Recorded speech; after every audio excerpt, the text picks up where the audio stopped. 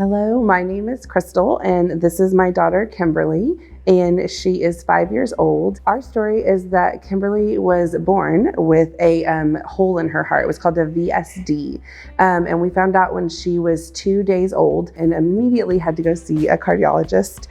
It's kind of crazy. When we were going through this, I never shed a tear. I never cried, and now every time I talk about it, I tear up and I get emotional, and I think it's because I don't know. I think God was giving me strength through that time. I think he was, that whole footprints through the sand kind of thing. And now every time I think about it, I'm just an emotional mess. But it was a hard first 10 months of her life.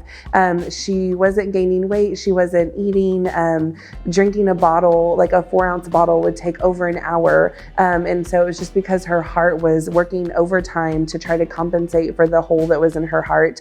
So we monitored it. We went to the cardiologist constantly, and finally at 8 months old, they told us that they had decided that they were going to do open heart surgery on Kimberly. So at 10 months old, they had open heart surgery. We went to Dell Children's Hospital in Austin, and they were fantastic. They took care of her so great. It was an amazing staff, and she was just such a strong little girl. Everybody tells you, they prepare you so well at the hospital about what's going to happen and what she's going to look like after surgery, and they tell you like they're going to bounce back. You'll be amazed, but I really just didn't even believe it until I saw it for myself. Like she had surgery on a Thursday, and by Sunday morning, she wanted to be out of bed. She wanted to be crawling on the floor. She wanted to eat regular food, and she really had such resilience. And it was just incredible to me that she had open heart surgery, and like 4 days later was just back to normal. It was incredible.